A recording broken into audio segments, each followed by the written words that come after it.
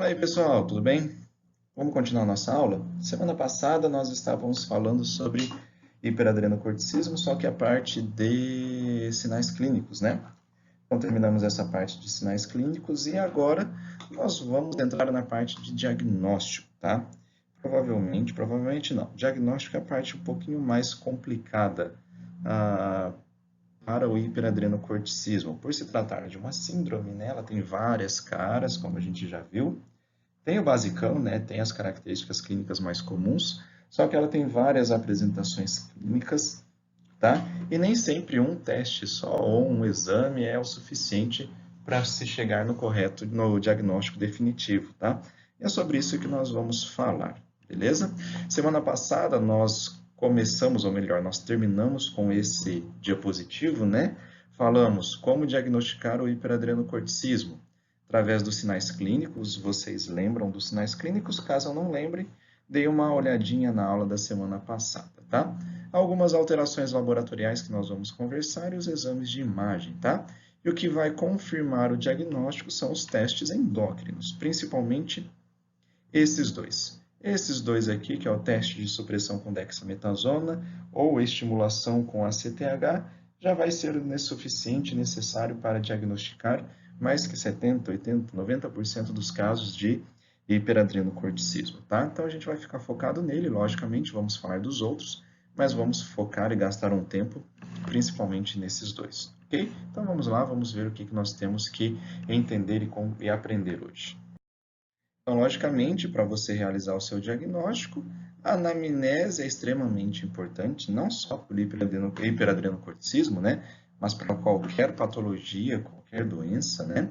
E o exame físico, logicamente. Exame físico e anamnese já vai te nortear, vai ser suficiente para chegar num possível diagnóstico, certo?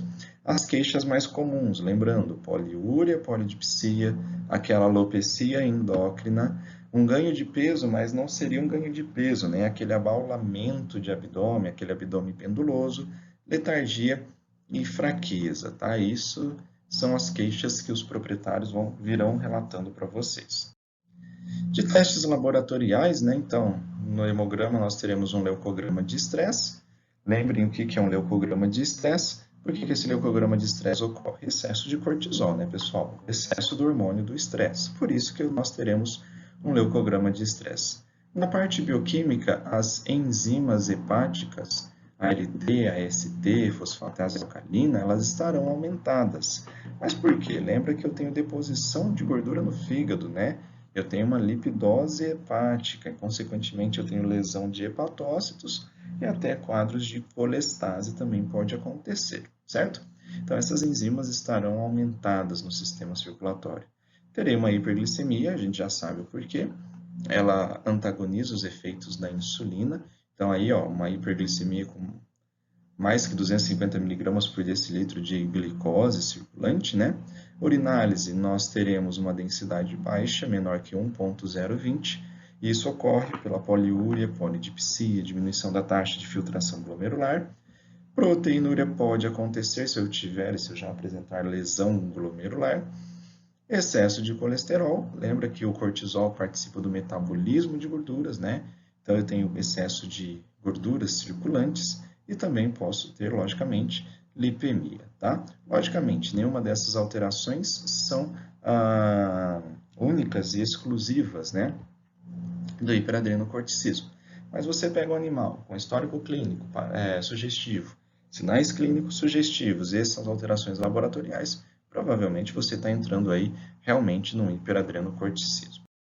No diagnóstico por imagem, né, aumento dos órgãos, hepato, esplenomegalia, essa distensão vesical por causa da poliúria, polidipsia, calcificação de glândula adrenal, de repente pela neoplasia, metástase em outros órgãos, né? A massa em adrenal mesmo, logicamente, como a gente já havia conversado. Esses cálculos vesicais é porque o rim começa a jogar fora muitos minerais, né? Eles começam a se acumular, se unir e começam a se acumular dentro da bexiga, formando esses cálculos vesicais. Logicamente, nenhum dessas alterações por imagem, a não ser uma massa em glândula adrenal, é única e exclusiva do hiperadrenocorticismo. E aí chegamos nos nossos testes hormonais, né? Vamos começar com esse daqui, que é o teste de supressão com dexametasona.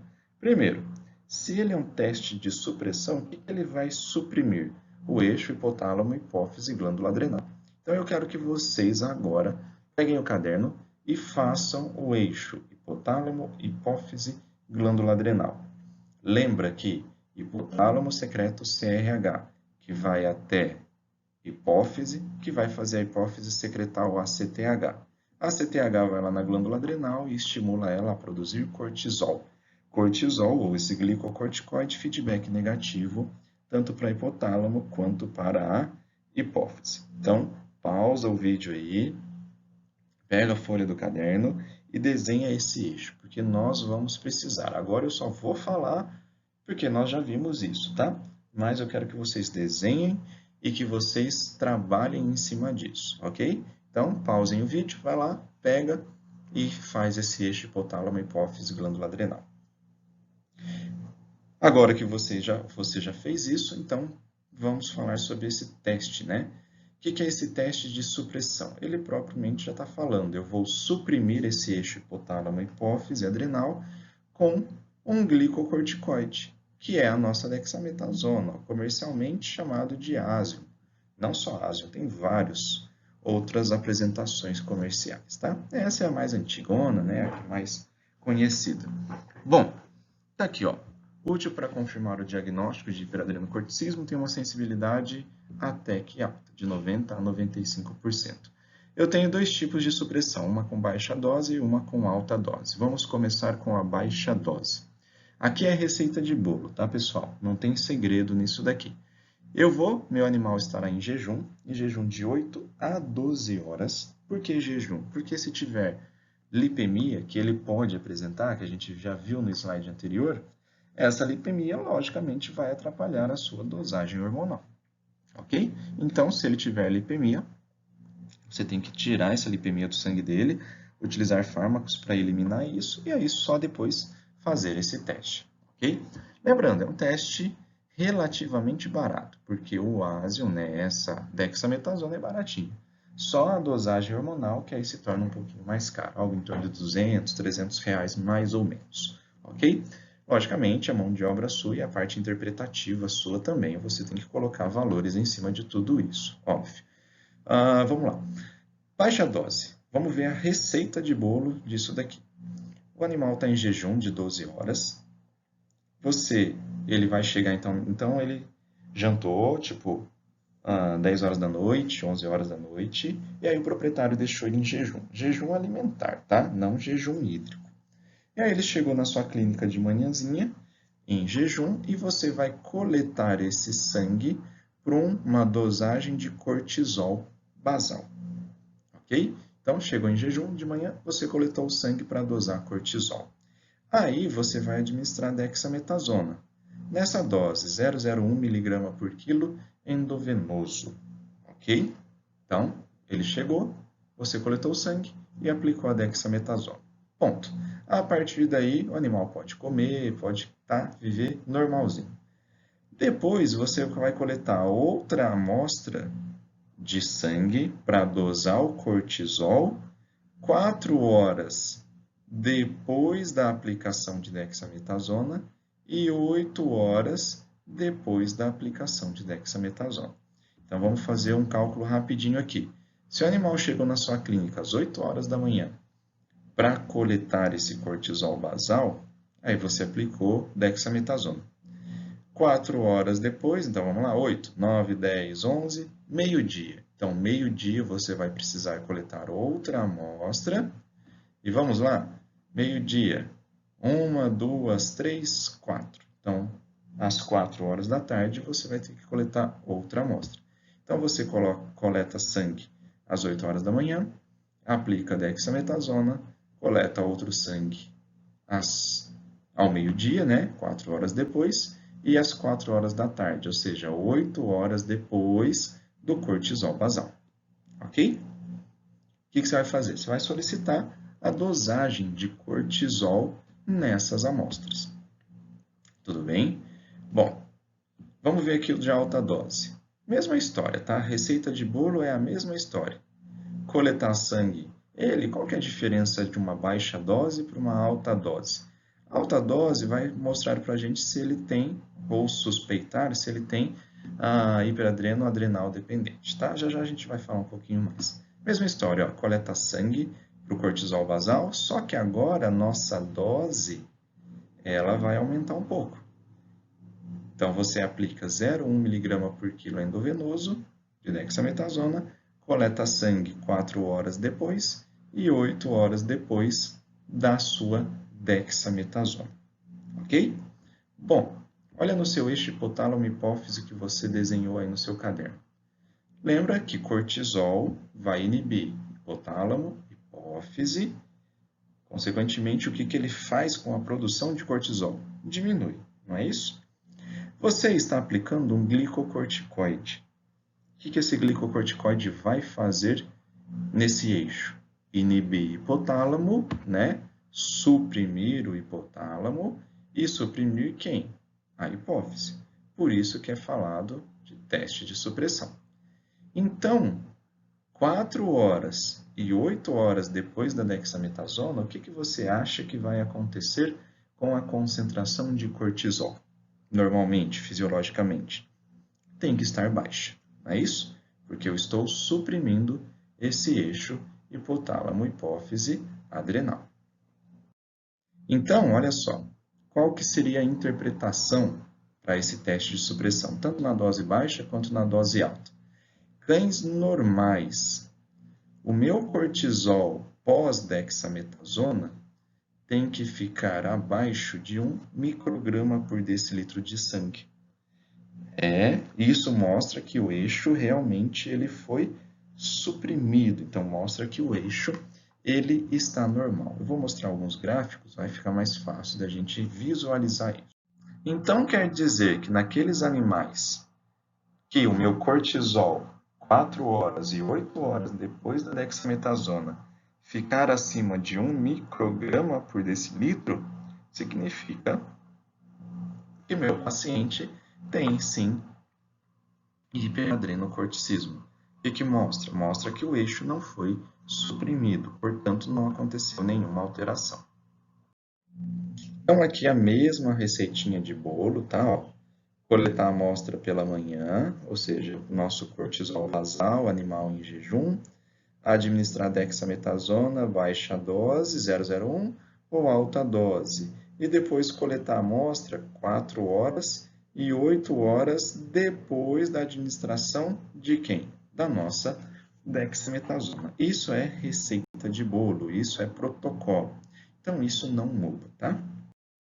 Agora, nesse gráfico, a gente consegue visualizar bem o que está acontecendo. Vamos pegar um animal normal, onde o eixo hipotálamo-hipófise está normal. Então, olha só, aqui está em nanogramas por ml, certo? Então, quer dizer que 20 nanogramas por ml nada mais é do que 2 microgramas por decilitro, tá? Então, só para a gente não confundir os valores, ok? Então, vamos lá, vamos entender o que está acontecendo. Cortisol basal. Então, tá aqui, cortisol basal, 4 horas depois da dexametasona e 8 horas depois da dexametasona. Então, aqui, ó, vou fazer um círculo. Aqui eu apliquei a dexametasona, né? Coletei basal e já apliquei a dexametasona. Então, num paciente, ou melhor, num animal saudável, né? Porque se ele é saudável, ele não é paciente. Ele é simplesmente um indivíduo. Num animal saudável, na hora que você coleta o cortisol basal, pronto, você tem o valor aqui. 2 microgramas por decilitro de sangue. Beleza. O que tem que acontecer com as concentrações de cortisol, né? A gente está falando em níveis de cortisol, 4 horas e 8 horas pós-dexametasona. Ela tem que cair. Por quê? Porque ocorreu supressão desse eixo hipotálamo-hipófise-adrenal. Não é isso? Então, olha só, 8 horas pós-dexametasona. Aqui que eu não vou conseguir fazer o risco certinho, né? Mas ele está abaixo, né, daqueles níveis, ó, abaixo de 1 micrograma por decilitro. mostra que o eixo ele foi suprimido, certo? Então, esse é o normal. Agora, vamos ver num paciente que tem hiperadrenocorticismo, né? Então, que seja positivo para a síndrome de Cushing. Para começar, o cortisol basal dele é mais alto que o cortisol basal de um animal rígido, né? De um animal saudável. 4 e 8 horas pós-dexametasona, ocorreu uma supressão do eixo? De uma certa maneira aconteceu, não aconteceu? Diminuiu um pouco a concentração de cortisol, só que olha para quais níveis ela foi. Foi de 3 microgramas por decilitro para 2,5, né?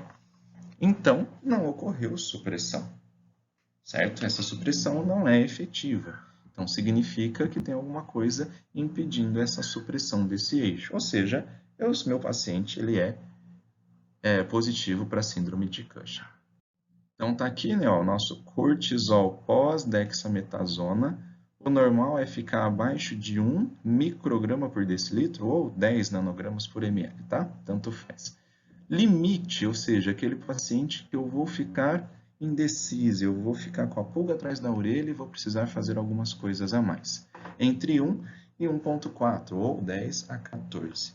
Pacientes que sejam positivos para a síndrome de Cushing, quando essa dexametasona quando esse cortisol pós-dexametasona, né, depois de 8 horas, esteja acima de 1,4 microgramas por decilitro ou 14 nanogramas por ml. Ok? Acho que ficou claro isso para a gente, né? Então, a gente pode colocar tudo isso numa tabelinha. Olha só, então vamos ver a legenda. Hiperadrenocorticismo hipófise dependente ou adrenal dependente. Tá? Isso é um teste de supressão com baixa dose. Ok? Vamos ver, aqui está 4 horas e 8 horas pós-dexametasona. Tá? 8 horas pós-dexametasona, qual que é o normal? Ficar abaixo de 1,4 microgramas por decilitro. Ficou acima desses valores, meu paciente tem hiperadrenocorticismo, certo? Hiperadrenocorticismo, hipófise dependente, ou, olha só, 4 horas pós-dexametasona. Eu já tenho valores 1,4 ou metade daquele meu valor basal. E 8 horas depois continua. Aí eu já começo a suspeitar de adrenal dependente, ok? Então, isso a gente consegue visualizar melhor o que pode acontecer. Já um teste de supressão com dexametasona de alta dose, quando que a gente vai fazer? Então, vamos lá. Chegou um paciente, eu estou suspeitando que ele tenha hiperadrenocorticismo. Ok. Sempre vou começar com baixa dose. Quando que eu vou fazer alta dose? Naqueles pacientes que não suprimem nada ou que 4 a 8 horas teve uma baixa supressão. Lembra daquele gráfico que a gente mostrou? Começou no 30 e chegou no 25, né? Ou começou no 3 e chegou no 2,5. Ele teve uma baixa supressão. Então, quer dizer que aí a gente vai fazer uma alta dose. Receita de bolo é a mesma. Vamos entender aqui, ó. O que acontece com o meu cortisol 8 horas pós-dexametasona? Se ele tiver menor que metade do meu valor basal, então vamos pensar. Meu valor basal foi 3.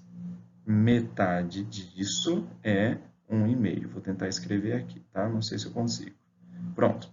Metade disso é 1,5. Vamos pensar. 8 horas pós-dexametasona, meu valor basal é 3. Se ele ficar 1,3, 1,4 ou até 1,5, ele está menor que é metade desse valor basal. Hiperadreno, hipófise dependente. Ok? Se ele ficar também abaixo de 1,4, hipófise dependente.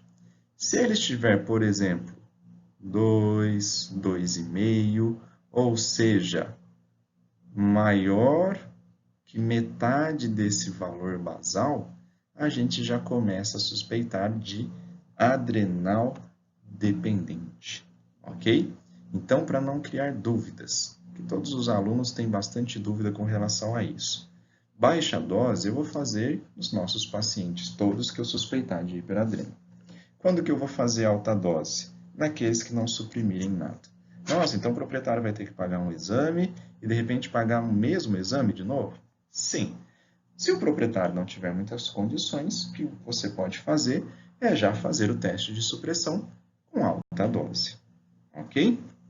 E aqui está um exemplo, né, para nós seguirmos. Aqui temos os valores de referência. Olha o meu basal. Basal de 1,8 até 4 microgramas por decilitro. Certo? 4 horas pós-dexametasona e 8 horas tem que ficar abaixo de 1,4. Ok? Vamos ver esse exemplo aqui. Ó. Meu basal, quase 5, né? Já está maior do que o normal. Só que, ó, 4 horas e 8 horas pós-dexametasona, olha o valor que eu tive, de 0,25 microgramas por decilitro. Está abaixo de 1,4? Tá. Apesar do meu valor basal estar alto, concorda que ocorreu supressão desse eixo? Tanto 4 horas, e essa supressão se manteve por 8 horas. Ok? Então, foi efetiva a minha supressão. Nesse exemplo, não tenho nada. Olha já esse segundo exemplo. Basal, 7,8. Está maior do que o valor de referência? Tá, mas o primeiro exemplo também estava, né? Só que esse daqui está maior, bem mais elevado, né? 4 horas depois, ocorreu supressão? De 7 caiu para 4. Ocorreu supressão, só que essa supressão não foi efetiva, concorda? Ainda está maior do que 1,4. 8 horas pós-DEX, olha só. O que aconteceu entre 4 e 6 horas? Meu eixo já voltou a funcionar, ou seja, aumentou, não teve mais supressão. Então, esse animal realmente ele apresenta hiperadrenocorticismo, certo? Vocês notem que não ocorreu uma mínima supressão do eixo, só que em 8 horas ele já estava quase próximo dos valores basais, né? Então, o que nós conversamos até agora, naquele teste de supressão, é o mais simplesinho, ou seja, é o principal que vocês vão fazer para todos os animais que suspeitarem de hiperadrenocorticismo, ok? Se mesmo assim você ainda não tiver um diagnóstico condizente, o que você pode fazer? Estimular com ACTH. Agora, olhem de novo no desenho que vocês fizeram do eixo aí no caderno. E olha onde que está o ACTH. Quem que está produzindo o ACTH? A hipófise. A hipófise produz o ACTH, que vai lá na glândula adrenal e estimula essa glândula adrenal. Então, agora a gente vai estimular o eixo hipotálamo hipófise. Coloca no seu desenho aí um excesso de ACTH. O que vai acontecer? Estimular excessivamente a glândula adrenal, consequentemente eu terei muito cortisol. Ok? Bom, isso testa a função da minha glândula adrenal. Qual que é a receita de bolo? Coletar o sangue para a dosagem de cortisol basal. Ok? Mesma história. Jejum, chegou de manhãzinha, você coleta o sangue para dosar cortisol basal. E aí, você vai administrar ACTH sintético nessa dose, 5 microgramas por quilo, IV, ou se for o Cortrozin, 250 microgramas por ml. E depois você vai coletar uma amostra de sangue para a dosagem do cortisol 1 hora após ter administrado o ACTH, isso em cães, e entre 30 minutos e 1 hora após o ACTH em gatos. Então você coletou basal, administrou ACTH, 1 hora depois você dosa de novo o cortisol, isso em cães. Em gatos, entre 30 minutos e 1 hora pós-ACTH. Lembrando, né, eu não tinha falado antes, já tinha falado antes, né, mas se o animal estiver apresentando lipemia, esquece. Mesmo em jejum, os pacientes com hiperadrenocorticismo ainda apresentam lipemia. Aí você precisa tratar isso farmacologicamente, tá? Então, se ele estiver apresentando lipemia, esquece. Você não vai poder dosar esse material. Então, se eu estou estimulando com ACTH, qual que é a interpretação que nós temos que ter? Hiperadrenocorticismo hipófise dependente, lembra que eu já tenho excesso de ACTH. E aí você está dando mais ACTH para o animal. Então, quer dizer que 90% dos pacientes terão uma resposta extremamente exagerada. Então, se esse cortisol pós-ACTH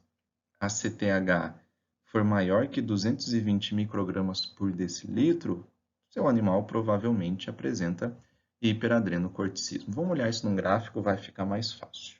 Agora, olha só que legal. Lembra do hiperadreno iatrogênico? Aquele hiperadreno que foi causado porque você deu muito corticoide para o animal, consequentemente, as glândulas adrenais ficaram atrofiadas, né? Coloca no seu desenho aí. Você está dando corticoide para o seu paciente, ele vai estar causando supressão do eixo hipotálamo-hipófise, consequentemente a glândula adrenal deixa de funcionar. É isso? Então, esses animais com... Desculpem. Esses animais com hiperadrenocorticismo iatrogênico, lembra que a glândula adrenal dele está atrofiada. Então, eu posso aplicar um monte de ACTH nele que eu não terei nenhuma resposta, concorda? Por quê? Porque a glândula adrenal dele está atrofiada, simplesmente por isso, tá? Então, vamos ver no gráfico o que vai acontecer. Então, olha só. Peguei, estimulei meu paciente com ACTH. Então, olha só. Meu tempo zero, ou meu cortisol basal, está aqui, ó, 31 microgramas por ml de sangue. Normal está aqui, 5 a 60. Depois que eu estimulei com ACTH, olha a minha resposta. 294. Maior que 220? Então meu paciente é positivo para hiperadrenocorticismo. Olha essa outra situação. Tempo zero, 31 e uma hora depois, 60 microgramas. Mas o paciente ainda apresenta sinais clínicos, ele tem todas as alterações características. Aí a gente já vai partir para outros exames, ok? Que a gente vai falar também. Então vamos ver o que está acontecendo. Esse gráfico ele mostra exatamente o nosso teste de estimulação. Então aqui eu coletei o sangue para dosar o cortisol. Então se vocês conseguirem ler aí, ó, amostra retirada entre 8 e 10 horas da manhã, né? Aqui é só um protocolozinho, com jejum de 12 horas. E aí eu apliquei a ACTH. E aqui, uma hora pós ACTH. Vamos ver animais que são saudáveis, né? Que é o que a gente chama de controle, que é essa curvazinha aqui. Se eu estou estimulando o eixo, então notem que eu saí de uma concentração basal e eu tive uma elevação na produção de cortisol, não é isso? Por quê? Porque eu estimulei o eixo, então ele teve uma resposta. Agora, olha esse daqui. Eu parti de uma concentração basal e agora eu tive uma superestimulação do meu eixo. Se teve uma super resposta, né, no caso, isso é positivo para a síndrome de Cushing. Lembra do nosso iatrogênico, ou seja, do hiperadrenocorticismo iatrogênico? Lembra que a glândula adrenal está atrofiada, né? Então, você aplicou a ACTH, só que como a glândula adrenal está atrofiada, não tem resposta nenhuma. Então, é isso que se espera, né? Após a estimulação com a ACTH. O básico é saber eixo hipotálamo, hipófise e glândula adrenal. Sabendo isso, estimulando ou suprimindo, fica fácil da gente compreender. Então tá aqui, né? Ó. Coleta a amostra basal, aplica a CTH. Se ela for aplicada intramuscular, você vai coletar o cortisol de novo depois de 2 horas. Se ela for aplicada IV, logicamente você vai reduzir esse tempo de coleta. Isso é o que se espera de um animal saudável, que tenha uma estimulação sim, só que essa estimulação não é tão elevada. E o animal com síndrome de Cushing, olha só, eu tenho uma super estimulação desse eixo, tá? Então, o normal está aqui. E o meu cortisol pós-ACTH, então, normal está aqui. Então, vamos lá. Cortisol basal, esse é o normal, certo? Meu cortisol pós-ACTH pode chegar até 170. Entre 170 e 220 é o meu limite. Maior que 220 já é positivo para síndrome de Cushing, ok? é a estimulação do eixo hipotálamo, hipófise adrenal. Então, depois de supressão com dexametasona, estimulação com ACTH, se ainda o seu diagnóstico não for condizente, o que você pode fazer? Avaliar a razão entre cortisol e creatinina urinária, tá? Eu vou mostrar, falar de uma maneira rapidinha, né? Porque normalmente a supressão ou até a estimulação já é o suficiente para se chegar no diagnóstico. Então, vamos ver qual que é a receitinha de bolo. Coletar a urina pela manhã para mensurar cortisol. E essa urina também vai ser mensurada a creatinina, certo? Então, você vai coletar a urina para mensurar cortisol e creatinina dessa urinálise, né? Normalmente, é recomendado que seja feito isso em até 3 dias, só que na casa do paciente, né? Para evitar qualquer interferência ambiental da clínica e assim por diante. Então, o proprietário vai lá e, na hora que o animal for fazer xixi, coleta um pouquinho dessa urina.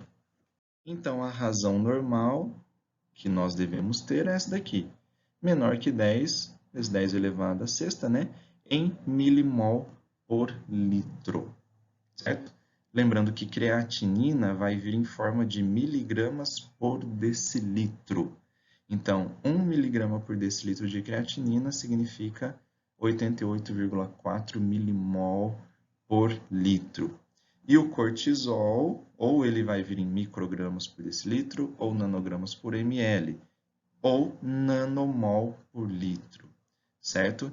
Então, se ele vem em microgramas por decilitro, significa que cada micrograma é 27,6 milimol por litro. Aqui está nanomol, mas é milimol, tá? Se ele vier em nanogramas por ml, cada nanograma é 2,7 milimol. E se ele vier em nanomol, cada nanomol é 1000 milimol. Então, só fazer os ajustes necessários, tá?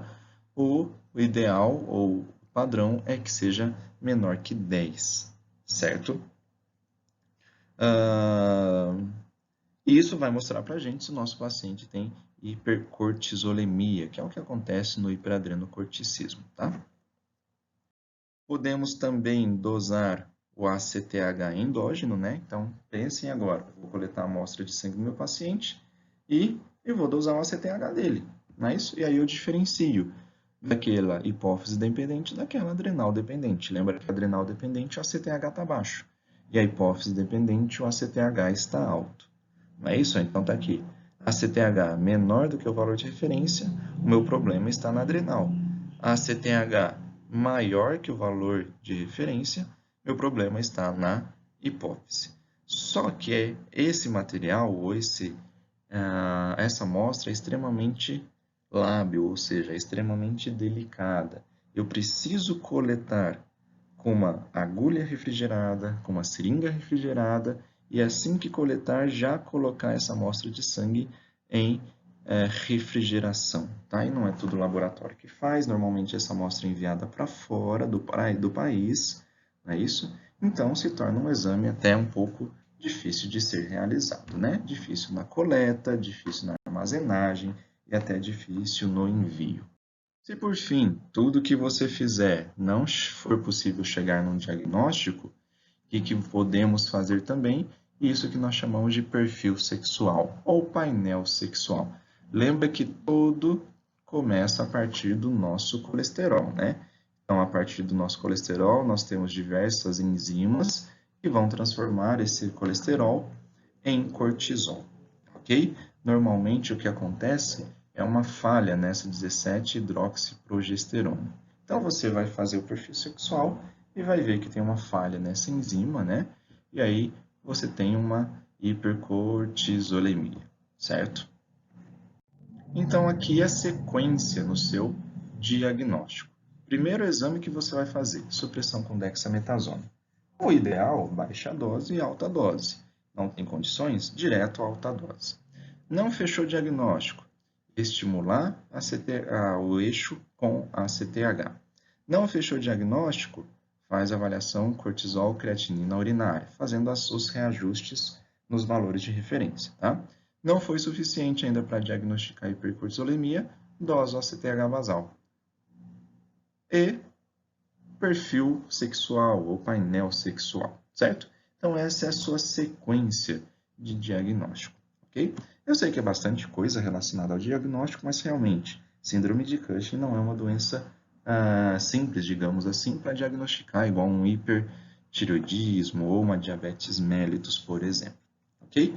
Mas espero que vocês tenham gostado dessa aula. Peguem suas anotações, se for o caso, assistam de novo essa aula, ela está disponível aí para vocês.